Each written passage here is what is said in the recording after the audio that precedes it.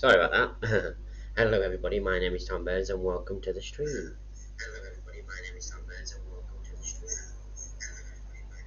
Sorry, I can't believe I forgot to unmute my mic. Anyway, this isn't going to be a lengthy stream. This is just because I can't be asked to run for hours and hours on end. I'm literally just going to go through all the matches that happened at Royal Rumble, and just give my overall review of the Royal Rumble. Well, the reason I didn't do a watch along for it, which I usually do on my Facebook page, but I was going to do it on this channel, was because I was at my mate's watching it, so I couldn't do a watch along. But that was my plan. I'm hoping I can do a WrestleMania watch along, but that's 2 nights worth. I'm hoping I can do I'm hoping to get that weekend off so I can do it over the weekend, but we shall see about that. Anyway, I um, I don't know what to say really about the Royal Rumble. I mean, let's just get on and talk about the matches that happened. So, as you can see, there's no green screen today. I couldn't be bothered to set the green screen up.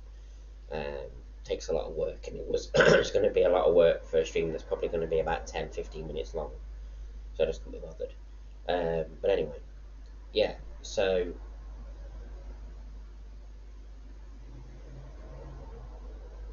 basically, my issue with this is the Royal Rumble is that. And anyway, let's just sorry. I know what I want to say. So let's start off with the men's Royal Rumble, which they kicked off with, which is not a bad idea. It's not a bad idea at all.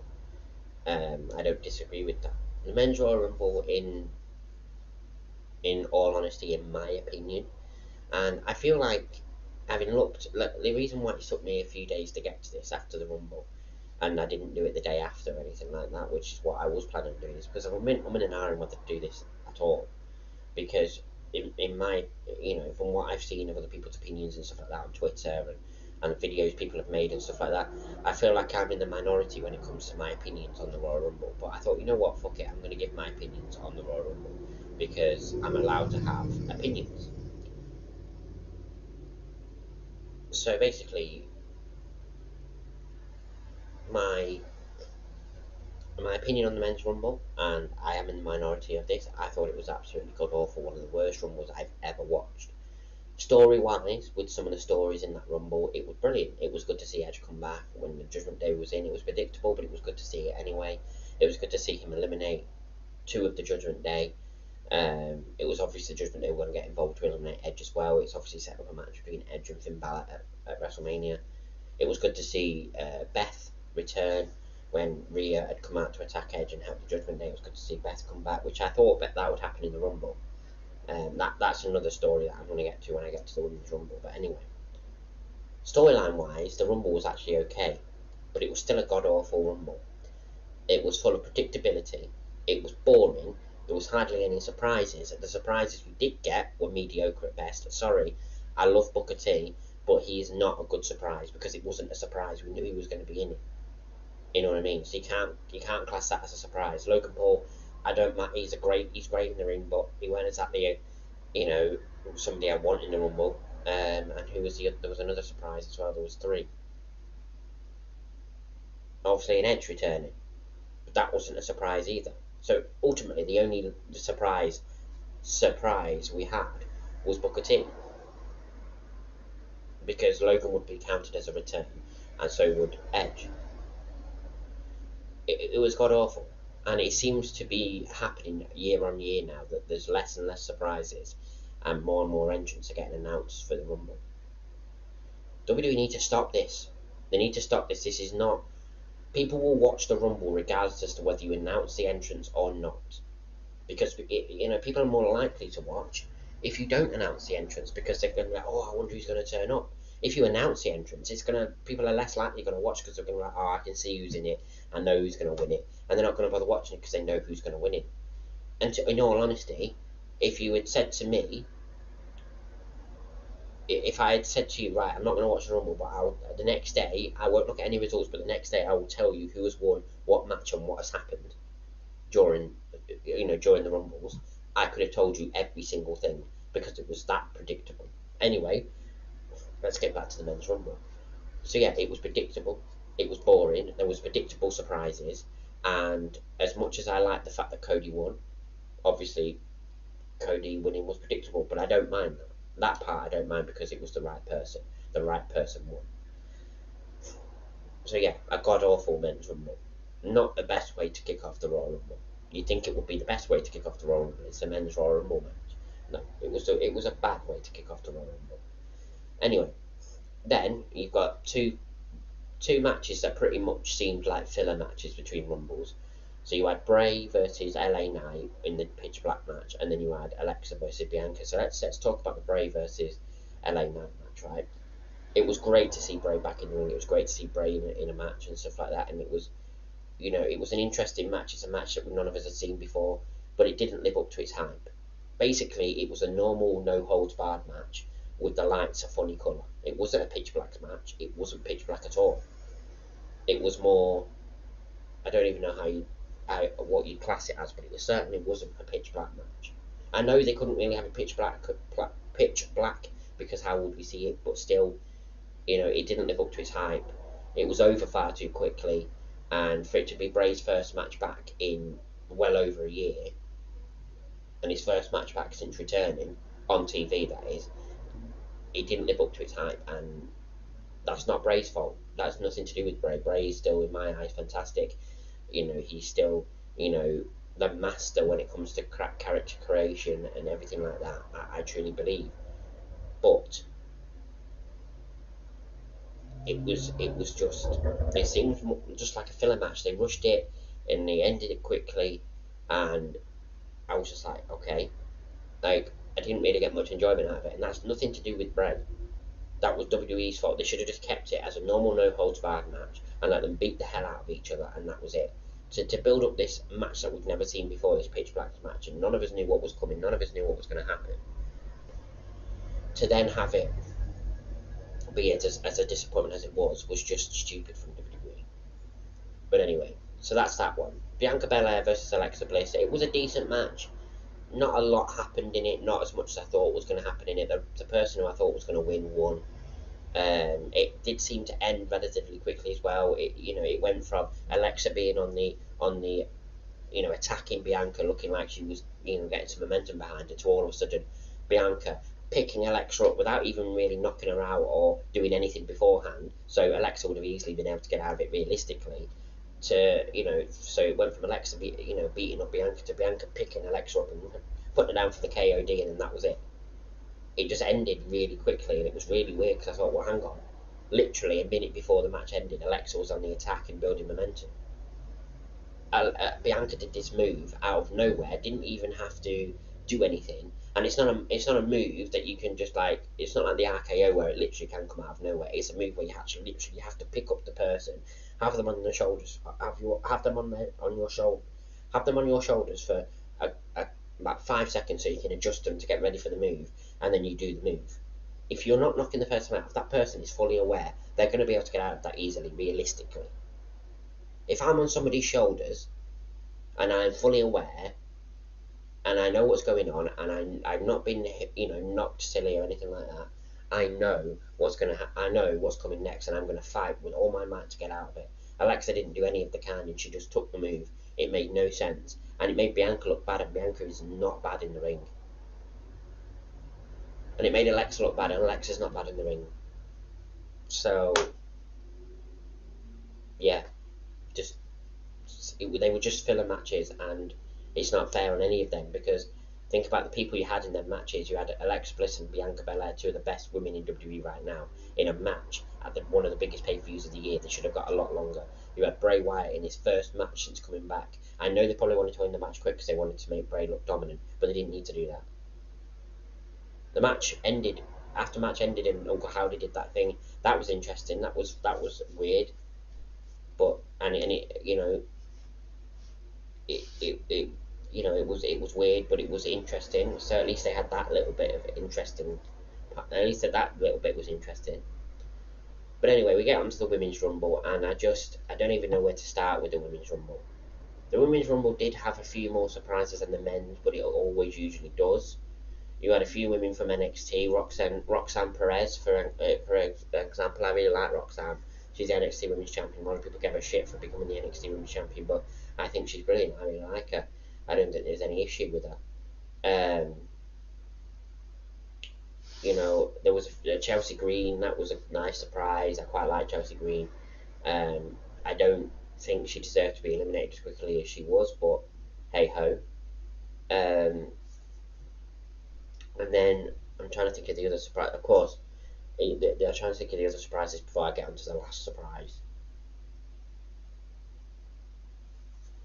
There wasn't really. Oh, Doudrop returned, but she's now a Piper Niven, which I'm really glad about because the Doudrop name needed to go. You know, when I watched her when she was Piper Niven and she was so good in the ring, like so good in the ring, so dominant, and an interesting character when she was Piper Niven. As Doudrop, it was just an insulting name. Made sense when she was with Eva Marie, but as soon as Eva Marie was gone, they should have changed the name back to Piper Niven, and I'm glad they finally have. So she returned as Piper Niven, so that was a return, not a surprise. But I can't remember any of the others. And then we have number 30. The Botch Queen's back. Nia Jax is back. And it was ironic, wasn't it, that Nia Jax returned, and the first thing that happened when she returned was a botch. Her entrance was botched. Now, that's not her fault, but it was just ironic that she's the Botch Queen and her entrance was botched. I can't believe Nia Jax is back. I don't think she deserves to be back. I think she hurts people. She doesn't care that she hurts people. She's not made any effort to try and do any better. She doesn't deserve to be back, and the only reason she's back, and I'm hoping it was only a one-off, the only reason she was allowed to come back is because of her name and because of her family. And I'm fed up of that being an excuse, and I'm fed up with that being an excuse to hurt people and not even get punished for it. You know what I mean? I'm fed up with people's family name being the reason they get to stay in a business that they shouldn't be in. But anyway, Nia Jax shouldn't be back. I'm hoping it's just a one-off. If it's not, every time she's on TV, I'm going to be switching the channel because I literally cannot stand her. I hate her guts, and I don't say hate very often, but I do, because she's hurt so many people in the past. She's botched so much in the past, whereas if that was somebody else, they'd be gone and never be allowed to be in WWE again. But because it's Nia Jax, and because of her family name, she's allowed to be back. And I don't agree with it whatsoever. I don't. So whenever she's on TV, I'll be switching the channel. That's not going to affect WWE, you know, just one person changing the channel, but I'm sure there's a lot of people that agree with me when it comes to Nia Jax, and a lot of people seem to agree with me when it comes to Nia Jax, that she shouldn't be back.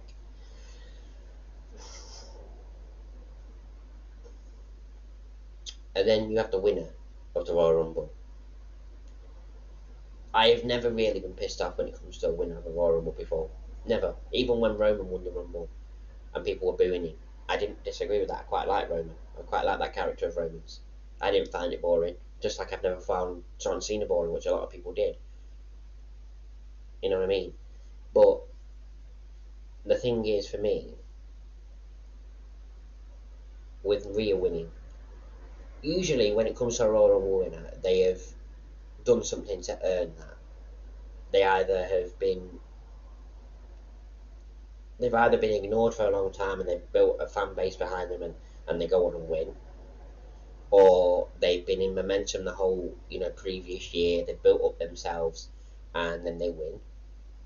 Something like that, right? Something like that is usually what happens when they choose a winner of the Royal Rumble. With Rhea Ripley, she's done fuck all over the last year. She's done literally fuck all. Yeah, I know she's been injured for part of the year, but even the parts where she's not been injured, she's done fuck all. She's not built up a momentum. She's not built up a fan base. She's hated by the crowd, and yet she gets to win the Royal Rumble by literally not earning it in the slightest. And people are saying that that Rhea was the right winner. That Rhea was the right winner. You tell me right now, put in the comments down below, tell me how she is the right winner, how she has earned the right to be the winner. Tell me why she is the right winner.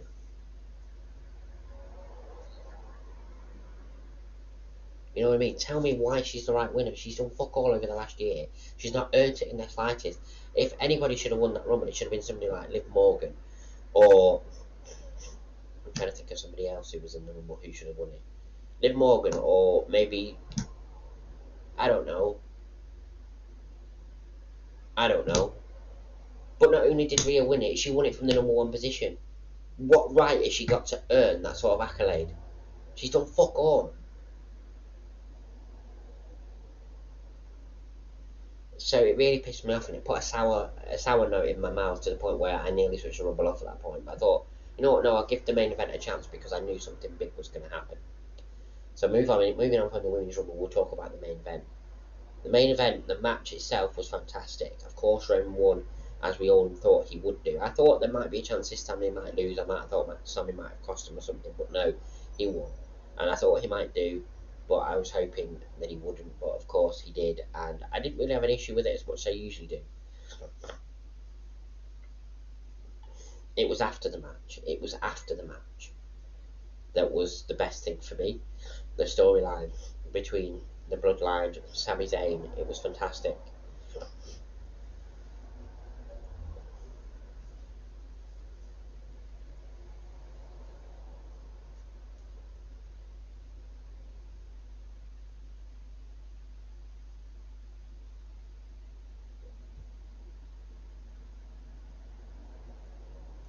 Um, anyway, sorry. Yeah. So basically, what happened after the match was by far some of the best storytelling I've seen in a long time. Sammy turning on Roman, hitting Roman with the chair. Um, the Bloodline turning on Sammy, of course, as you imagine they would. But then, not just that, right? Not just that, but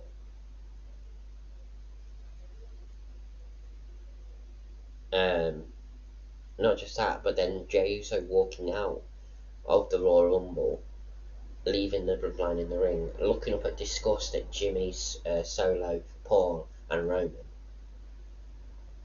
And then obviously we get that update. We got, was it today? I think it might have been today, where Jimmy put something on Instagram, a picture of himself upset at the Rumble, and the caption is "I'm out," and then a blood drop.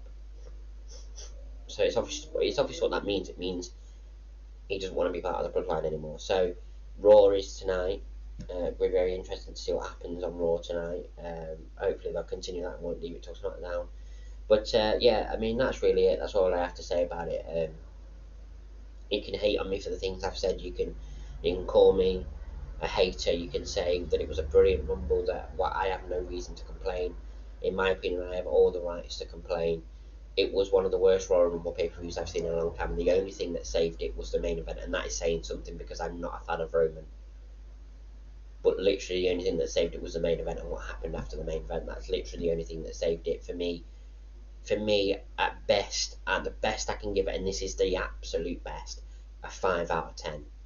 But I would like to give it worse, but I'll be kind and give it a 5 out of 10 for a pay per view of all.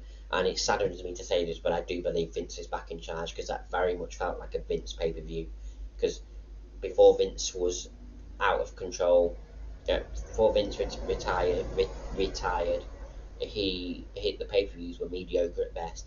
As soon as Triple H became in charge, the pay per views have been on fire, literally on fire. Like every single match has been fantastic, and then this happens, and it's quite obvious if Triple H is in charge, still in charge, he has lost his way. But it very much feels like a Vince McMahon pay per view, and that's sad. That is sad because it's now you're now in the road to WrestleMania where you want the pay per views to be their absolute best, and they're not going to be. But anyway,